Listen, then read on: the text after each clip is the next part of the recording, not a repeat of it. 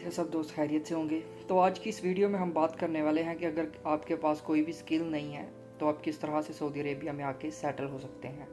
आने में खर्चा कितना आएगा, कौन से तरीक़ाकार हैं और आके आप कितनी अर्निंग कर सकते हैं मंथली सऊदी अरेबिया में। अभी कमेंट में एक पढ़ रहा था, एक कमेंट में एक भाई पूछ रहे थे कि मेरे पास रिगर की स्किल नहीं है, मुझे पता नहीं है रिगर क्या होता है, काम का नहीं पता है, तो किस तरह से मैं सऊदी अरेबिया में आके एज ए रिगर काम कर सकता हूँ और किस तरह से मैं रिगर का वीज़ा ले सकता हूँ। एक्चुअल में यहाँ पे रिगर नाम का कोई वीज़ा मौजूद नहीं है। हम भी जो यहाँ पे WPR एज ए सीनियर काम कर रहे हैं, हमारे पास भी लेबर के ही वीज़े हैं। आप सबसे पहले काम सीखते हैं, आप नॉर्मली यहाँ पे स्टडी करते हैं। अब रिगर का और WPR का और स्काफोल्डिंग सुपरवाइज़र का, इनका सबका थ्योरी टेस्ट होता है, यानी कि MCQs का टेस्ट होता है कंप्यूटर पे। और WPR का तो अगर वो पास कर लेते हैं आप थ्योरी टेस्ट तो आप सर्टिफाइड हो जाते हैं, लेकिन रिगर और स्काफोल्डिंग सुपरवाइज़र के लिए आपको जो है वो प्रैक्टिकल टेस्ट देना होता है। और सेफ्टी के लिए आपका कोई भी टेस्ट वैसे ऑफिशियली अरामको की तरफ से तो नहीं होता, लेकिन जब आप सेफ्टी के लिए अप्लाई करते हैं यहाँ पे तो सबसे पहले जो कंपनी आपके लिए अप्लाई कर रही है वो आपका इंटरनल टेस्ट लेती है, इंटरव्यू लेती है और एक पेपर पे MCQs का टेस्ट लेती है। उसके बाद फिर अरामको का इंटरव्यू और अरामको का एक टेस्ट होता है MCQs का। अगर वो पास कर लेते हैं तो आपको नॉर्मली सेफ्टी की जो है ऑथराइजेशन मिल जाती है। और WPR के लिए आपका कंप्यूटर पे टेस्ट होता है ऑफिशियल अरामको के सेंटर में, उसके लिए स्केड्यूल करना पड़ता है। और जो रिगर है, रिगर 3 का, रिगर 2 का, रिगर 1 का, सबका थ्योरी टेस्ट होता है और उसके बाद आपका प्रैक्टिकल टेस्ट जो है स्केड्यूल होता है। स्काफोल्डिंग का भी सेम ही है। स्काफोल्डिंग के लिए भी आपका पहले थ्योरी टेस्ट होता है, अगर आप वो पास कर लेते हैं तो उसके बाद में आपका प्रैक्टिकल टेस्ट का जो है स्केड्यूल हो जाता है। चीज़ें होगी जो यहाँ पे आने के बाद होती हैं, यानी कि ये तो प्रोसीजर है टेस्ट का। अब मैं आपको बताता हूँ आप सऊदी अरेबिया में आके ये काम किस तरह से कर सकते हैं। आपके पास इसके लिए 3 ऑप्शंस हैं। मैं आपको सबसे पहले बताता हूँ सबसे बेटर ऑप्शन, जिसमें सबसे ज़्यादा आप अर्निंग करते हैं, लेकिन उसके लिए आपको अच्छी खासे पैसे लगाने पड़ते हैं। सबसे अच्छा ऑप्शन जो है वो ये है कि आप किसी जानने वाले से एक आज़ाद वीज़ा ले लें। आज़ाद वीज़ा लेके यहाँ पे आ जाएं, यहाँ पे आके आप अपने पैसे लगा के स्केड्यूल डालें। अब नॉर्मली इस चीज़ की कॉस्ट जो है वो तकरीबन 30 से 40 हज़ार सऊदी रियाल पड़ती है।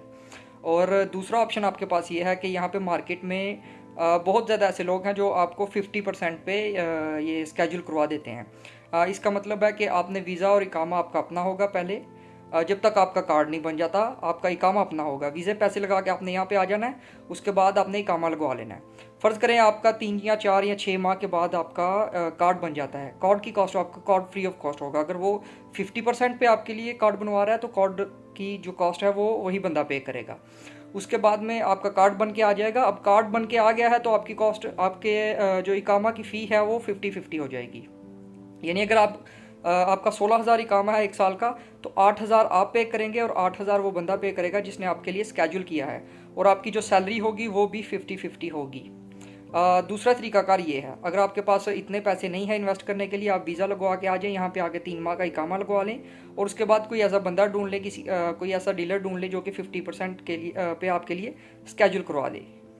कर ये है, अगर आप पाकिस्तान, इंडिया या बांग्लादेश में किसी भी कंपनी का वीज़ा ढूंढते हैं तो इसमें आपको काफ़ी मुश्किल पेश आती है। कंपनी का वीज़ा ज़्यादातर आपको मिलता है किसी जानने वाले से, ट्रस्टेड वीज़ा वही होता है। अब पाकिस्तान में जो वीज़े मिल रहे होते हैं वहाँ पे बहुत सी मुश्किलात भी आती हैं लोगों को, जैसा कि कोई कंपनी ऐसी का वीज़ा मिल जाता है जहाँ पर सैलरी बहुत कम है, या आपके साथ झूठ बोला जाता है, फ्रॉड किया जाता है, आपके पैसे फंसा लिए जाते हैं। तो नॉर्मली जो आपको ट्रस्टेड बंदा है वही वीज़ा दे सकता है कंपनी का, वो कंपनी में काम कर रहा हो या उसका कोई जानने वाला हो, तो वहाँ से आप कंपनी का वीज़ा ले सकते हैं। इसमें दूसरा ऑप्शन आपके पास ये होता है कि आप आज़ाद वीज़ा लेके आ जाएं यहाँ पे और उसके बाद आप कंपनीज़ में काम ढूंढना स्टार्ट कर जाए। बहुत सी ऐसी कंपनीज़ हैं जो कि आपको तनाजुल दे देती हैं। तनाजुल मतलब आपका ट्रांसफ़र ले लेती हैं। आज़ाद वीज़े से आपको कंपनी का वीज़े पर ट्रांसफ़र कर दिया जाता है, उसके बाद जितने भी एक्सपेंस होते हैं वो कंपनी पे करती है। अब अगर आपको पाकिस्तान में कोई भी कंपनी का, किसी भी कंपनी का कोई भी वीज़ा मिल रहा है, तीसरा ऑप्शन आपके पास ये है, आप वो वीज़ा लेकर के यहाँ पे आ जाएं, आपको वो एज अ लेबर लाएंगे, क्योंकि ज़्यादातर सेफ्टी ऑफिसर्स या WPR वगैरह के वीज़े वहाँ पे नहीं मिलते, बहुत कम वीज़े मिलते हैं।